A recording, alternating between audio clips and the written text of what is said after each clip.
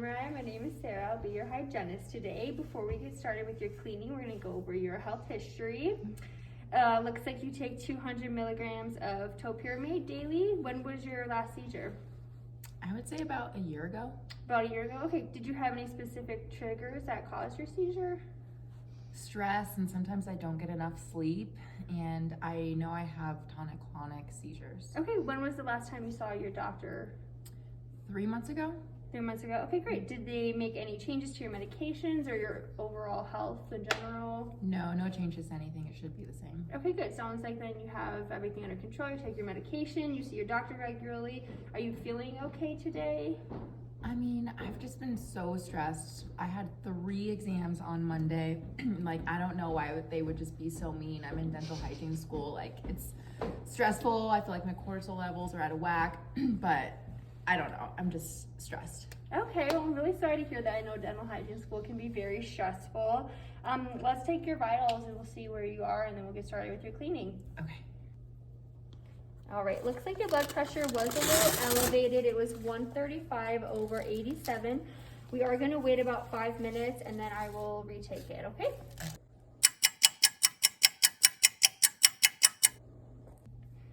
Okay, looks like your blood pressure has gone down. You're now at 128/79. I'm gonna go get my faculty to do a health history check, and then if everything looks good, we'll get started. Okay. Okay, looks like faculty gave me the okay to go ahead and start your cleaning. So I'm gonna get started now. Just let me know if you need a break, okay?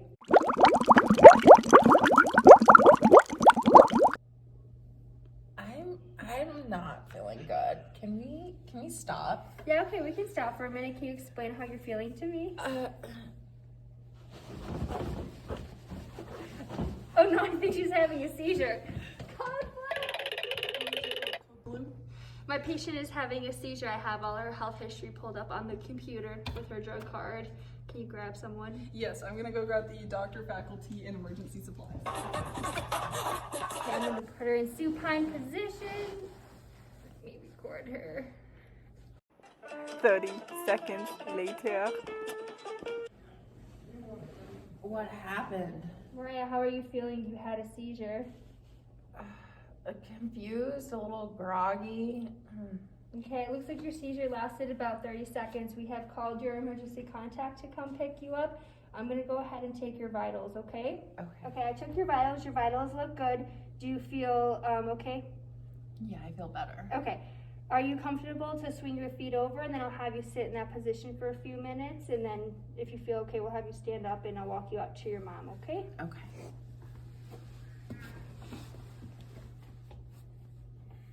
I'm feeling a lot better. Okay, I'm gonna go ahead and help you stand up, and then I'll walk you out to your mom, okay?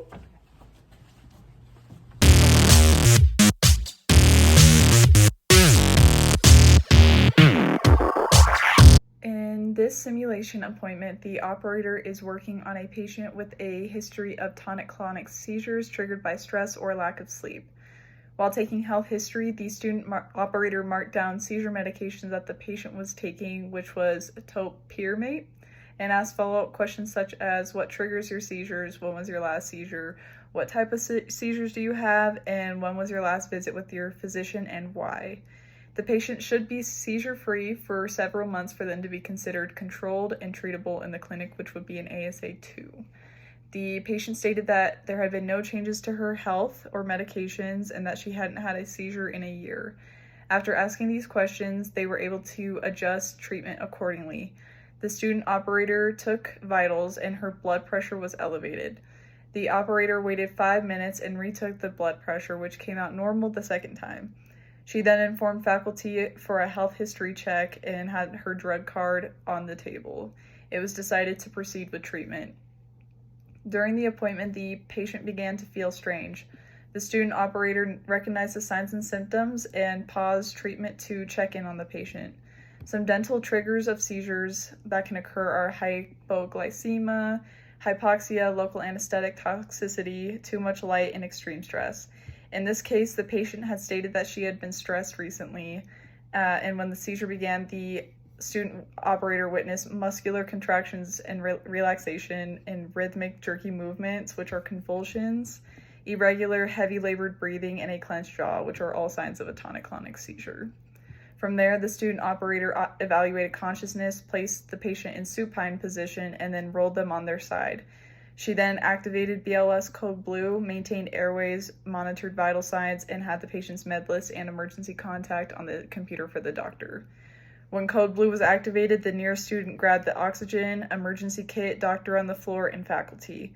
The faculty and the students stayed on all sides of the patient to ensure their safety. Oxygen was administered at 4 to 6 liters per minute, and the seizure was timed. They also loosened all tight-fitting clothing, reassured the patient, and gently restrained to reduce injury, and also made sure that there was nothing in her mouth that she could potentially aspirate. The indications to call EMS for a seizure are seizures that continue for more than 5 minutes without consciousness being regained, difficulty breathing after an episode, long-lasted confusion or unconsciousness longer than 5 minutes after an episode, if there are any injuries sustained during the seizure, if it's the patient's first seizure, or if the seizure is occurring in a pregnant or diabetic patient. In this case, the patient had already had a history of seizures and it only lasted for 30 seconds, so EMS was not contacted, but we instead contacted the patient's emergency contact. After the episode occurs, the patient should delay treatment for about 3 months and will need medical clearance for the document center. And from that now on, the appointment should remain short and stress-free along with any triggers for the patient. And for this patient in particular, we should note that if she has been feeling stressed or sleep-deprived recently, to delay treatment until she's in a better spot stress-wise and rested to keep appointments short and stress-free as well.